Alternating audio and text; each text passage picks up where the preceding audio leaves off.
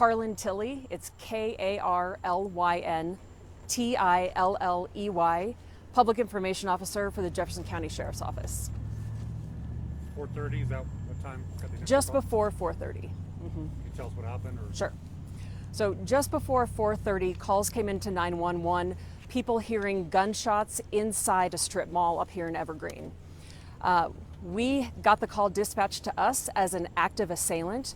We got here very quickly and began searching the building. The building has bullet holes. It has been shot. We, upon our search, did find the shooter, who then in turn did kill himself. So we only have the one person right now. We have cleared the building. There is no one else inside, and we don't have any known victims at this time. When you say any known victims, have you checked in with local hospitals, or is that just what you've been able to discover on scene? From this particular scene that we're at, there are no victims. Now, if something happened somewhere else before, we don't know. And of course, we'll be looking into every angle and trying to find if this person was anywhere before he came to this strip mall. But as of now, we have no known victims except for the assailant himself. And where was the assailant located? Not quite sure. He was in the building, but I don't know exactly where in the building. Like a business, or? I don't know.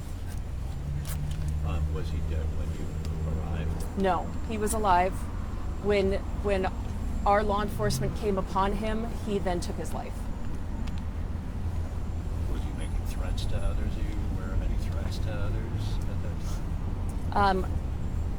What we know so far is that people heard the gunshots, but no one actually saw him or spoke with him. So really it was just the gunshots that anyone who heard it heard, and they didn't hear anything more than gunshots. Do we know, was there video of this individual prior to either the shots fired or shots being fired? Video? Surveillance video. Oh, we don't know. Okay. Do you mind talking about what goes into the decision for the type of response that we saw when you get a call like that in this community? We don't hesitate to go inside a building if we think there's an active assailant inside, especially when there might be victims in there as well. So we don't take any breaths. We go in as fast as we can.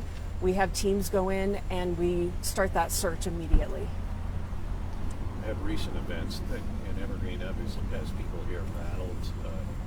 I'm assuming deputies are even rattled too from all that's happened. It's difficult to show up on a scene like this under that report, I assume. This is really the last thing this community needs, is another type of shooting situation. And even though at this moment we don't have any victims, it is still very, very rattling, I think, to this community, to law enforcement. It's just not anything anyone wants to hear about. I assume you're going to follow up at the home of this person to check out whether there may be other victims there, or are you already there? We are not. We are working on identifying the suspect still. And once we identify him, then we will continue to follow that trail and see where it takes us. Any age or gender at this point, or age at least? Do not have an age. Again, we didn't have the identity yet, last I heard. And so we won't have an age until we have that identity. You mentioned bullet holes visible on a building. Was there any evidence that any bullets may have struck other buildings or other property as well in that area? So the building is a strip mall, and it has multiple businesses in it. And when our law enforcement went in and did the search, they found shattered glass, and they found evidence that someone had shot inside the building. Where inside the building, I'm not exactly sure yet, but it was in multiple locations. Are you able to say which business it was in that strip mall? I don't know. When the call came in, was it from people in that business, do you know? Many of the calls came from people who were inside the strip mall, in various businesses. As I mentioned, there are several businesses in there. And so, again, no one actually saw the gunman, but they did hear him and called 911. And at that point, likely sheltered and just tried to stay away from where those shots were coming from. Colin, to be clear again, when you say shots fired into the strip mall or a specific business in the strip mall? That's unclear right now. He was inside the strip mall, but I'm not sure exactly if he was in a specific business, if he was in a hallway. Not exactly sure of that yet. We just know that there's evidence for sure that shots were fired inside that strip mall. And we know for sure that we do not have any victims from the strip mall. Was the gunman found with more than one firearm or in possession of one firearm? He definitely had one firearm with him. I'm not sure if he had multiple firearms. I know obviously this has been incredibly emotional for a lot of people, and I mean, you alluded obviously to the fact that this has been, something that is the last thing that the community has wanted to hear about. Has the approach to scenes like this and calls like this changed since what happened at the high school? It is, our approach has not changed. We enter immediately. We go inside immediately. We do not hesitate to go in if we think there is an active assailant and we think there are victims. So we will immediately go in those buildings. We go as fast as we can. The response has been tremendous tonight. There are agencies from all over the area that came immediately. Our response is the same as it always is, that we get here as fast as we can and we do that search as fast as we can. We know the FBI also said they are aware of the incident and that they do have personnel on standby if your office does decide to reach out and request that assistance. Is that something that you will be doing? No idea at this point. If they posted that on social media, it was probably just to show their support for us. But at this time, there's no reason that I have known that the FBI would need to be here. Can you say anything more about when the deputies found this individual? And you said, to be clear, the individual was still alive at the time. Is that correct? That's correct. Can you say anything more about when they came upon this individual, what the interaction may have been? We haven't been able to talk to those deputies yet, but we do know that when our deputies went in and they were doing the search, they came upon the gunman. They drew their weapons on the gunman, and then the gunman turned his own gun on himself. So he didn't fire at them, as of yet. There's no indication that he fired at them. There's no indication there's no indication that he fired at any law enforcement. No, he only fired on himself. Okay, and nor did they fire on him. Correct.